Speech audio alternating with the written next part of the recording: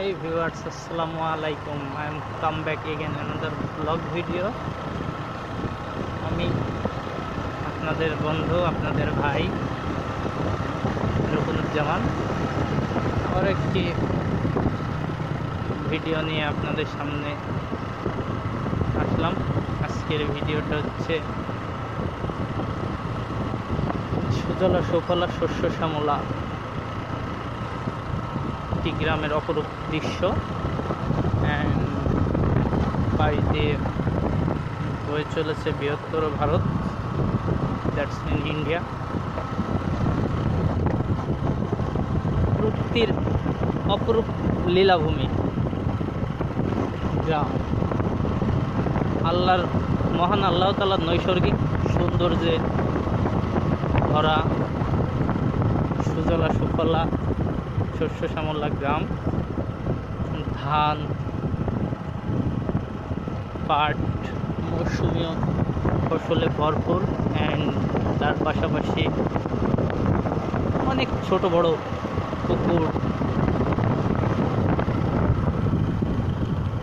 যে আমার এই সাইডে দেখা যাইতেছে এটাই হচ্ছে বৃহত্তর ইন্ডিয়া,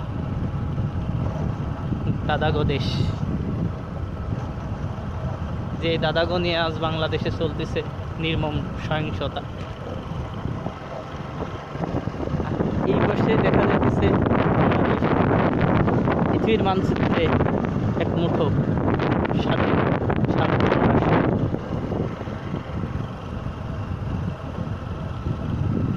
পিচ ঢালাই নতুন রাস্তার পাশ দিয়ে অনেক ধানি জমি, পুকুর আর সোনালি আঁশ পাট ক্ষেত।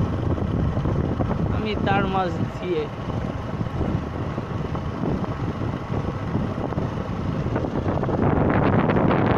দুই দিনের বৃষ্টিতে জলবদ্ধতা। আমাদের এখানে 2 দিন ইন্ডিয়ান আবহাওয়ায় বৃষ্টি হয়েছে, সেই বৃষ্টিতে কানায় কানায় পানি পরিপূর্ণ হয়ে গেছে।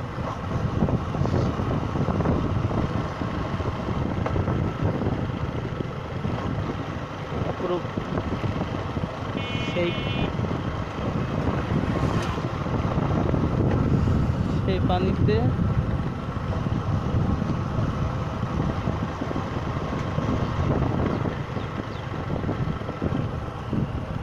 এইগুলো সব বাংলাদেশি পুকুর। ওই যে কলা গাছের জন্য দেখা যাইতেছে না, কিন্তু সামনে গেলে দেখা যাবে। ইন্ডিয়ার কাঁটাতারের বেড়া আর এই যে বাংলাদেশি জমি। আমি কিন্তু যাচ্ছি বাংলাদেশের ভিতরে, ঠিক আছে, আমি ইন্ডিয়ার ভিতর দিয়ে যাচ্ছি না। এটা আমাদের পার্শ্ববর্তী গ্রাম। ওই যে দেখা যাইতেছে ইন্ডিয়ান কাঁটাতারের বেড়া। এই যে জলবদ্ধতায় যে জমিতে পাট লাগাইছে সেখানেই পাট পচান দিতেছে। আর এই যে বাংলাদেশের দাদি নানিরা ছাগলগুলো খাওয়াইতেছে। মানুষের একটা সুবিধা হয়েছে পানি হয়ে, যারা এই পাটগুলো করেছে, এই পাটগুলো অনেকগুলো জন খরচ করে, মুনিশ খরচ করে নিয়ে যাইতে হইতো। এই যে পাটের জমিতে বৃষ্টির পানি আটকে হয়ে গেছে, এই পাটগুলো এখানেই পছন্দ দিচ্ছে।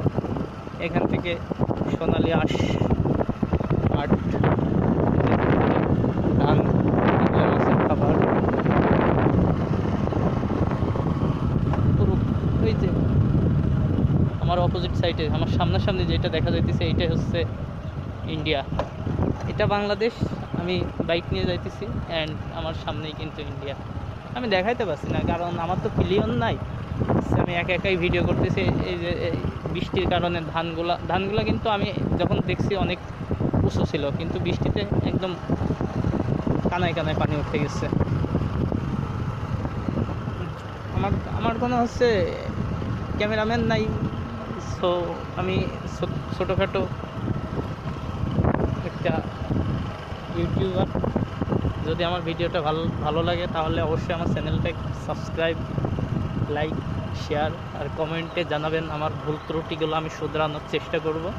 এখনও আমি অত ভালো হচ্ছে ইনফ্লুয়েন্সার হয়ে উঠে পারি নাই। নেক্সট টাইম আরও ভালো করার চেষ্টা করব ইনশাল্লাহ। তো সবাই বাংলাদেশের সার্বিক পরিস্থিতির জন্য সবাই স্টুডেন্টের পাশে থাকবেন অ্যান্ড আল্লাহর কাছে প্রার্থনা করবেন যাতে স্বৈরাচারের পতন হয়। এই বলে আমার ভিডিওটা শেষ করলাম। সবাইকে অসংখ্য ধন্যবাদ।